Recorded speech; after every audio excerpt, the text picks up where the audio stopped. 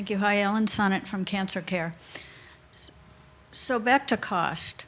The providers, especially academic centers, are frequently nonprofits. They frequently receive significant funding from the federal government. And you still can't understand their charge master. You cannot understand, I cannot understand a hospital bill. And I worked for a hospital for 16 years. It seems to me that conversations around that have been largely absent as we talk about cancer costs. And I wonder why, and I wonder what we might do, because there is tremendous, as wonderful as care can be, there is also tremendous waste. And I think we all know that. So I'll tell you why I think it is. For Medicare, it don't matter. They're all paid the same. Well, except for the PPO-exempt hospitals, right? So there's that 16 of them, or however many it is. Let's put those aside. Everybody else gets paid the same amount. You know, a little modifier for this, a little modifier for that, but it's the same fee schedule. It's the commercial space where this happens, where the charge master starts being relevant because a lot of hospital systems are paid on a percent of billed charges, and then the charge master, which has been discussed as being punitive to the uninsured, which it surely is, is also punitive to the health insurance company because they negotiate a discount on a bill as opposed to negotiate the components of the bill. Right? So, I was actually asked this question just 2 weeks ago. I am a little disappointed, and I can say this because I don't work for the health insurance companies anymore. I'm a little disappointed on the fact they haven't come up to the plate more. If you look at the OCM, CMMI strongly desired commercial payers to participate in, and they didn't mandate the same model, they wanted a like model, and they gave the payers a lot of latitude. And yet, at the end of the day, only 17 commercial payers chose to participate. I'm proud to say Aetna was one of them, since I wrote that application. But 17 out of thousands of health plans in America, that's pretty lame. So why are they doing that? And I'll tell you, my opinion is the reason they're doing that is they're sitting back and waiting to see what happens. What happens in Washington, what happens with Medicare. They're waiting to see what happens. It's not that they don't feel that they're experiencing pain over the cost of cancer care. They are. Fewer than 1% of the commercial population has cancer, yet it's 11% of the cost. But they're way more concerned right now about low back pain. I mean, I don't mean to sound like I'm trivializing it, but they're way more concerned about back pain. Why are they more concerned about back pain?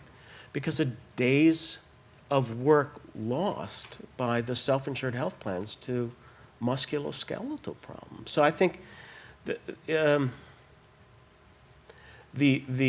pay structure for hospitals is a problem. I believe ultimately the solution will not be the slaying of the charge master, but it will be episode-based reimbursement. And I think that the hospitals who think they're not going to be subjected to the same sort of episode-based reimbursement than non-hospitals, they're smoking something. Because there's no way they're going to be given a free pass on this. No way. I think it's the only way to get out of the charge master situation. It is, but so of course, we can't deal with right. the So that's what charge master, happened with so the hip and knee thing, Yeah. right? They just basically said, "Boom, this is how much you get. You're done." Yeah.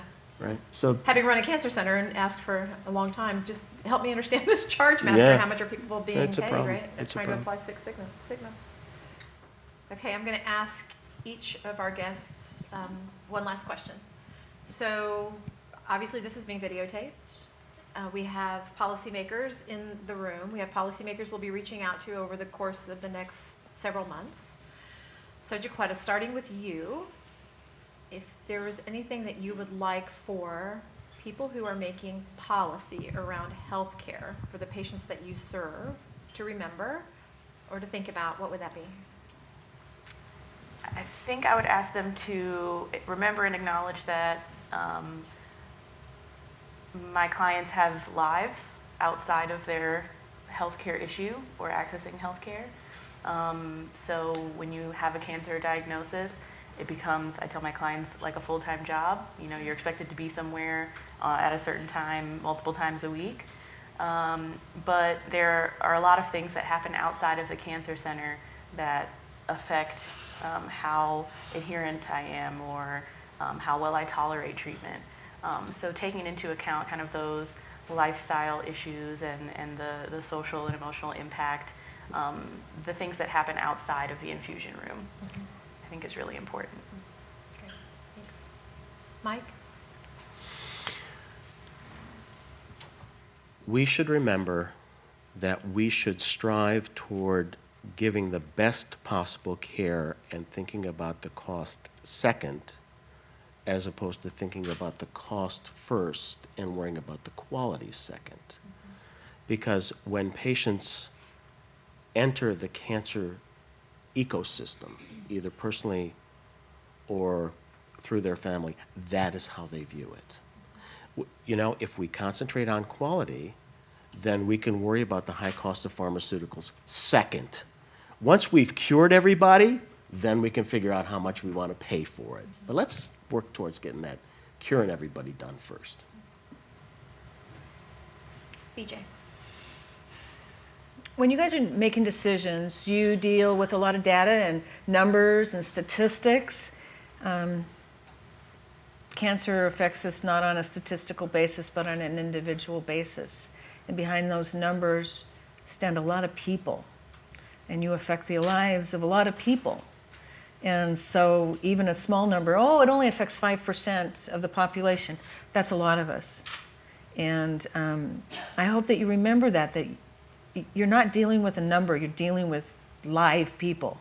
I started my careers many years ago in the medical field, and I understand how sometimes people, oh, it was the cancer patient, it was this person, to avoid those personal feelings of grief when things go wrong and everything. Please don't get jaded by this process, because you know what? You might be next. And we all think it's not going to happen to you. It's not going to happen to me. And guess what? It will. Thank you. Would you join me in thanking our panelists?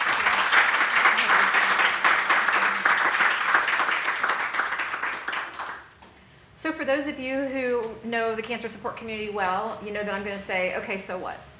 Right? So we've heard a lot of information today. We have a lot of information that we'll continue to go through.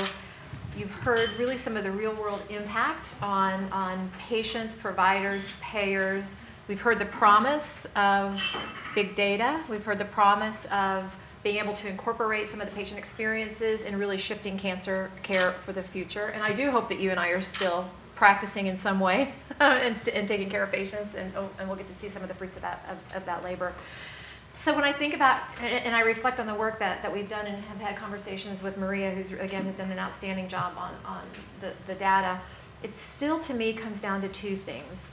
Number one, literacy broadly, right? And how do we as a community make sure that patients have the resources that they need to understand the decisions in front of them and to make the best decisions for them across the board. Insurance coverage, end-of-life decisions, palliative care decisions across the board. And number two, this idea around money exchange, and we use the word cost to sort of consume all of that, but this idea of money exchange and how do we better define that and create systems that would allow us to ensure that that money exchange happens in the most valuable way that incorporates what patients' real lives are about versus what their response rate might be or what their overall survival rate might be. So, I'm going to make the offer that we typically make at the end of a meeting like this to say, we have a shared common goal in making sure that we provide those sort of tools for patients and continue to define this in a way that's meaningful. So after this meeting, immediately after this meeting, next week, after the first of the year, let's please put our heads together and figure out how we can move forward to create solutions that are meaningful for patients or leverage those that are currently there. One more very important thing, there's a centerpiece on your table. If you are new, if this is the first event that you've come to from the cancer support community, I'd love for you to take that centerpiece. If you have to fight for it, flip a coin, although I think that there are some tables where there'll be some centerpieces, but please help yourselves. And I can't thank you enough for being here with us today, and can't say how much I'm looking forward to working with you on these issues in the future. So thank you for being here.